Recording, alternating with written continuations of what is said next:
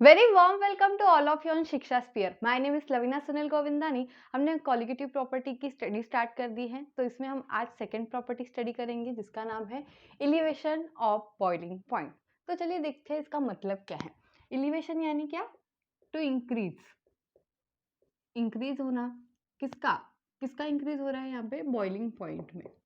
हमने देखा था कि क्या होता है when non volatile solute is added to the solvent, तो उसका वेपर प्रेशर क्या हो जाता है? लोअर हो जाता है। तो उसका बॉइलिंग पॉइंट क्या होगा? इंक्रीज हो जाएगा। क्योंकि क्या होता है, vapour pressure and boiling point are inversely proportional to each other. तो वो देखते हैं कि इसमें कैसे कैसे होगा। तो सबसे पहले स्टडी करते हैं व्हाट इज बॉइलिंग पॉइंट, कि बॉइलिंग पॉइंट क्या होता है वो सबसे पहले क्लियर करते हैं, उसके बाद बाकी चीज़ें देखते हैं। तो हमने हमारी लोअर स्टैंडर्ड में, मतलब हम 8 9 10th में होंगे, तब हमने क्या बोला था? बॉइलिंग पॉइंट यानी क्या, कि किसी भी लिक्विड का कन्वर्जन अगर वेपर्स में होता है तो उसको क्या बोलते हैं? उसका बॉइलिंग पॉइंट बोलते हैं। ऐसा स्टडी किया था हमने लोअर स्टैंडर्ड में। पर वो जो डेफिनेशन है बॉइलिंग पॉइंट की वो प्रॉपर नहीं है। तो प्रॉपर डेफिनेशन क्या है? When the vapour pressure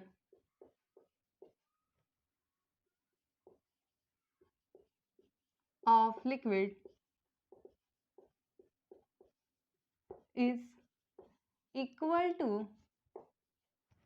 its atmospheric pressure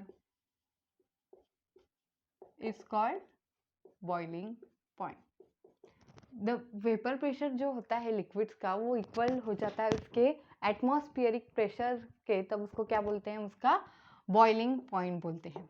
इसको एग्जांपल के साथ समझते हैं। देखिए, ये हमारा कोई कंटेनर है, इसमें मैंने क्या फिल किया है? वाटर फिल किया है, और नीचे से मैं क्या कर रही हूँ? उसको टेम्परेचर दे रही हूँ। तो क्या होगा? ऑब्वियसली वाटर क्या होने लगेगा? बॉईल होने लगेगा, यानी कि उसकी वेपर्स फॉर्म होने लगेंगी, राइट। तो जब फिर इससे क्या जनरेट होगा? उसका वेपर प्रेशर जनरेट होगा। तो जब इसका जो ये वेपर का प्रेशर है ये एटमॉस्फेरिक प्रेशर के जो बाहर का प्रेशर है उसके इक्वल हो जाएगा। तो एटमॉस्फेरिक जो प्रेशर होता है वो कितना होता है हमारा? 1 atm होता है।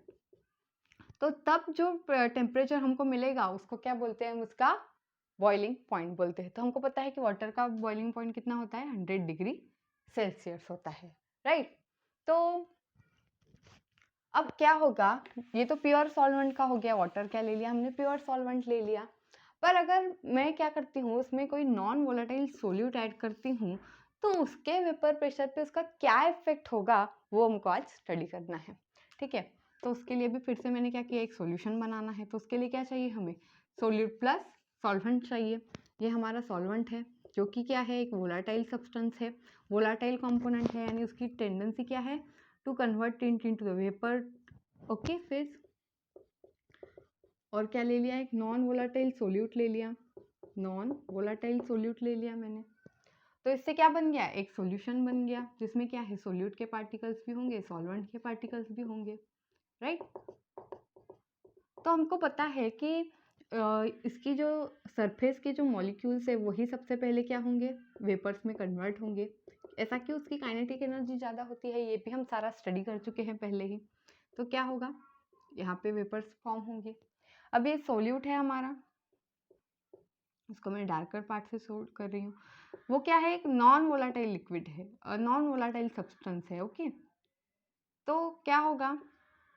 अगर वो एक नॉन वोलाटाइल सब्सटेंस है तो उसके वेपर्स बनेंगी क्या? नहीं बनेंगी, राइट। तो अब इस सॉल्यूशन में क्या हो गया है? मेरा सॉल्यूट और सॉल्वेंट मॉलिक्यूल दोनों आ चुके हैं। तो वही बात है, क्या होगा? यहाँ पे यहाँ की जो सरफेस है उसमें क्या आ गए? मेरे सॉल्यूट पार्टिकल्स भी आ गए। तो उसकी जो वेपर्स है वो क्या होगी? कम जनरेट होगी, राइट। यहाँ पे कम जनरेट होंगी। इसलिए क्या होगा? यहाँ पे वेपर्स बनने के लिए भी ऑलरेडी टाइम ज़्यादा लगेगा। तो यहाँ पे क्या होगा? मेरा टेम्परेचर भी ज़्यादा लगेगा, राइट। वेपर्स अगर मेरी कम जनरेट होगी तो और उसको एटमॉस्फेरिक प्रेशर में बनने के लिए भी तो ज़्यादा टाइम लगेगा ना। तो ज़्यादा टाइम लगेगा यानी क्या होगा? ज़्यादा टेम्परेचर लगेगा, ओके। तो इसको ही क्या बोलते हैं हम? ये सॉल्यूशन का बोल देते हैं टेम्परेचर, और इसको हम प्योर सॉल्वेंट का बोल देते हैं। T0E for pure solvent and TB for solution. तो क्या हो गया हमारा वेपर प्रेशर, सॉरी जो टेम्परेचर है वो क्या हो गया हमारा इंक्रीज हो गया। This phenomenon is nothing but elevation in boiling point.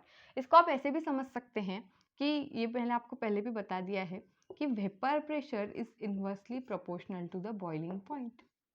इस सिंपल फिनोमिनॉन से भी स्टडी आप कर सकते हैं, समझ सकते हैं कि अगर हमने लास्ट टाइम वेपर प्रेशर की जो प्रॉपर्टी स्टडी की है तो उसमें क्या हो रहा है, उसका जो वेपर प्रेशर है वो अगर डिक्रीज हो रहा है, relative lowering in vapour pressure, ऐसा स्टडी किया था हमने। तो अगर उसका वेपर प्रेशर इंक्रीज हो रहा है तो उसका बॉइलिंग पॉइंट क्या करेगा, इंक्रीज करेगा। तो इसलिए क्या पॉइंट आ गया हमारे, जो प्रॉपर्टी क्या बन गई, एलिवेशन ऑफ बॉइलिंग पॉइंट हो गया, सिंपल। तो इसका जो ग्राफ है ये बहुत बार पूछा जाता है, तो वो कैसे आएगा वो देखते हैं। ये देखिए मैंने कोई सॉल्वेंट ले लिया है, उसका जो वेपर प्रेशर है और टेम्परेचर है वो कैसे होते हैं, डायरेक्टली प्रोपोर्शनल होते हैं। जैसे जैसे हमारा टेम्परेचर बढ़ रहा होता है वैसे वैसे क्या होता है, वेपर्स ज़्यादा बनती है मेरी, राइट। तो इसके वजह से क्या होता है, इसका वेपर प्रेशर ज़्यादा बनता है, राइट। तो क्या होगा, ऐसे स्ट्रेट लाइन मेरा ग्राफ आएगा, टेम्परेचर के साथ क्या क्या होगा, इंक्रीज होते जाएगा, इंक्रीज होते जाएगा। और यहाँ पे एक पॉइंट आ जाएगा जब वो किसको रिच हो जाएगा, उसके एटमॉस्फेरिक प्रेशर को। ये किसका है हमारा, फॉर सॉल्वेंट, ओके। तो क्या होगा, यहाँ पे एक पॉइंट आ जाएगा कि वो उसके एटमॉस्फेरिक प्रेशर को रीच हो जाएगा, तो इसको क्या बोलते हैं, हम उसका बॉइलिंग पॉइंट बोलते हैं। यहाँ पे एक जो टेम्परेचर होगा उसको क्या बोलूंगी मैं, प्योर सॉल्वेंट का, इसलिए T0P बोल दूंगी, बी बोल दूंगी, राइट। तो यहाँ पे जो ये वेपर प्रेशर है वो यहाँ पे लिख दिया मैंने, ओके। ये हमेशा ज़्यादा होगा किससे, हमारे सॉल्यूशन से, राइट। सॉल्यूशन का जो हमारा वेपर प्रेशर होगा वो इससे लोअर होगा। हमारे जो सॉल्वेंट है वो क्या है, प्योर फॉर्म में है, वहाँ पे सिर्फ सॉल्वेंट के मॉलिक्यूल्स ही सरफेस पे प्रेजेंट है, इसलिए वो क्या बनेंगे, ज़्यादा मॉलिक्यूल्स ऊपर जाएंगे, इसलिए उसका जो वेपर प्रेशर होगा वो ज़्यादा होगा। देन हमारा सॉल्यूशन में क्या हो गए, मिक्सिंग हो गई है, सोल्यूट के पार्टिकल्स भी आ गए हैं जो कि नॉन वोलाटाइल है, तो वो क्या करेंगे, उसकी वेपर्स बनने में दिक्कत देंगे, उसको ब्लॉक कर देंगे, इसलिए क्या बन जाएगा हमारा क्या हो जाएगा, वेपर प्रेशर डिक्रीज हो जाएगा। और वेपर प्रेशर अगर डिक्रीज होता है तो बॉइलिंग पॉइंट क्या हो जाएगा, इंक्रीज हो जाएगा। तो ये क्या, वेपर प्रेशर डिक्रीज हो रहा है इसलिए हम उसका लोअर इस पे प्लॉट करेंगे ग्राफ, और यहाँ पे क्या हो जाएगा, सिमिलर फिनोमिनॉन देखने के लिए मिलेगी हमको। और यहाँ पे जो टेम्परेचर आएगा उसको क्या बोलते हैं हम, TB, यानी vapour pressure of, sorry temperature of solution बोलते हैं। ये क्या है, इसका बॉइलिंग पॉइंट आ गया। तो अब इस ये जो डिफरेंस मिला हमको, ये किसका है, सॉल्यूशन का है हमारे, ये किसका वेपर प्रेशर है, हमारे सॉल्यूशन का है, राइट। तो अब क्या हो गया, यहाँ पे हमको दो टेम्परेचर मिल गए, तो यहाँ पे क्या दिखा हमको कि जो हमारा टेम्परेचर है वो इंक्रीज हो गया है, ओके। तो इसको क्या बोलते हैं हम, elevation in boiling point, okay. So अभी हमको क्या करना पड़ेगा, इसका इक्वेशंस देखने पड़ेंगे, राइट। तो हमको पता है कि जो हमारा एलिवेशन इन बॉइलिंग पॉइंट है वो भी क्या है, एक हमारी कॉलीगेटिव प्रॉपर्टी है। तो हमारी जो कॉलीगेटिव प्रॉपर्टी है वो किसको किसको डायरेक्टली प्रोपोर्शनल होती है, एक तो नंबर ऑफ सॉलिड पार्टिकल्स को डायरेक्टली प्रोपोर्शनल होती है, नंबर ऑफ मॉलिक्यूल्स को डायरेक्टली प्रोपोर्शनल होती है, नंबर ऑफ आयंस को डायरेक्टली प्रोपोर्शनल होती है। तो यहाँ पे हम उसका जो यहाँ पे सारे जो टर्म्स है वो टेम्परेचर से रिलेटेड है, तो हमको यहाँ पे क्या करना पड़ेगा, एक टेम्परेचर इंडिपेंडेंट क्वांटिटी लेनी पड़ेगी। तो सोचिए हमने कॉन्सेंट्रेशन टर्म्स ऑलरेडी स्टडी कर चुके थे, वहाँ पे हमने टेम्परेचर डिपेंडेंट क्वांटिटी भी स्टडी की थी और टेम्परेचर इंडिपेंडेंट क्वांटिटी भी स्टडी की थी। तो यहाँ पे हम क्या ले रहे हैं, elevation in boiling point is directly proportional to molality, okay. अभी हम यही क्यों ले रहे हैं, क्योंकि this is temperature independent quantity, ये कॉन्सेंट्रेशन टर्म है जो कि टेम्परेचर इंडिपेंडेंट टर्म है, इसलिए वो यहाँ पे हम ले रहे हैं, ओके। ठीक है, तो is directly proportional to molarity.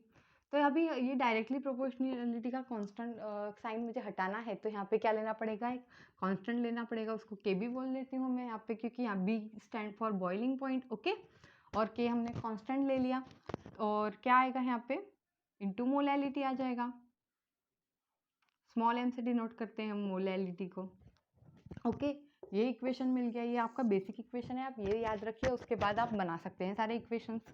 तो मोलैलिटी जो होती है वो क्या होती है, number of moles of solute divide by mass of a solvent in KG होता है। ये किसकी डेफिनेशन हो गई, हमारी मोलैलिटी की डेफिनेशन हो गई, राइट। तो वो हम यहाँ पे पुट कर देंगे। अब ये जो डिफरेंस है वो कैसे आएगा, हमेशा क्या देते हैं हम, लार्ज माइनस स्मॉल लेते हैं, तो यहाँ पे ज़्यादा टेम्परेचर किसका है, सॉल्यूशन का है। क्या हो गया, वो एलिवेट हो गया है। क्यों हुआ है, क्योंकि उसका वेपर प्रेशर लोअर हो गया है, और vapour pressure is direct inversely proportional to the boiling point. Boiling point क्या हो जाएगा, हमारा इंक्रीज हो जाएगा। ओके, तो हम पहले वो लेंगे, टी बी माइनस क्या आ जाएगा, T0B। ऐसा क्यों लिया है हमने, क्योंकि ये क्या है, बड़ी क्वांटिटी है, ये छोटी क्वांटिटी है, हमेशा बड़ी क्वांटिटी में से ही छोटी क्वांटिटी हम माइनस कर सकते हैं। जो temperature of solution minus temperature of pure solvent करेंगे is equal to KB। Molality की डेफिनेशन लिख दी मैंने, यहाँ पे क्या आ जाएगा, given mass of number of moles of solute है। ओके, तो number of moles of solute, moles आएंगे, मोल्स क्या होते हैं, given mass divide by molar mass. So given mass को W से मैं बोलती हूँ, given mass of a solute divide by molar mass of solvent, solute sorry, into क्या होगा, मास of a solvent in KG, molar mass of a solute. और ये मैं सेपरेट लिख देती हूँ। ये मैंने ऊपर की जो टर्म थी, number of moles of a solute, वो क्या होता है, नंबर ऑफ मोल्स क्या होता है, given mass divide by molar मास। तो उसको मैंने ऐसे लिख दिया, given mass of a solute divide by molecular mass of a solute, into ये जो इसको 1 लिख दिया ऊपर, और इसको क्या लिख दिया, मास of a solvent in KG. Okay, तो ये फॉर्मूला मिल गया आपको, राइट। ये हमारा एक फाइनल फॉर्मूला है। अब क्या होता है कि ये जो केजी में गिवन है आपको, अगर ग्राम्स में गिवन हो तो आपको क्या करना है, ऊपर सिर्फ सिंपली 1000 से मल्टीप्लाई कर देना है। ओके, सो दैट आपका वो जो यूनिट्स है वो बैलेंस हो जाए वहाँ पर। अगर आपको mass of a solvent in kgs gram में गिवन है तो आपको ऊपर क्या करना है, 1000 से मल्टीप्लाई कर देना है, और पूरा फॉर्मूला आपका आ जाएगा। ओके, ये ग्राम में बन गया। सो ये इसका फॉर्मूला बन गया। आपको मोस्टली ये निकालने के लिए बोलेंगे, mass of a solute in kgs, mass of a solute in gram आपको निकालने के लिए बोलेंगे जनरली, क्योंकि आपने वो, मैंने आपको पहले भी बताया था कि कॉलिगेटिव प्रॉपर्टी हम क्यों स्टडी कर रहे हैं, to determine the molar mass. Okay, so ये हो गया। तो आपका भी एक पॉइंट बचा है कि हमको इसके जो यूनिट्स है वो स्टडी करने हैं। ये जो KB है, इसको क्या बोलते हैं हम, ये जो है ये नेचर ऑफ सॉल्वेंट पर भी डिपेंड करता है। इससे एक थर्मोडाइनमिक इक्वेशन भी आता है, वो अभी आपके सिलेबस में तो है नहीं, इसलिए मैंने लिया नहीं है। तो इसको क्या बोलते हैं हम, बॉइलिंग पॉइंट कांस्टेंट भी बोलते हैं, या इसको क्या बोलते हैं, दूसरा वर्ड है, इसको बोलते हैं इबिलोस्कोपिक कांस्टेंट।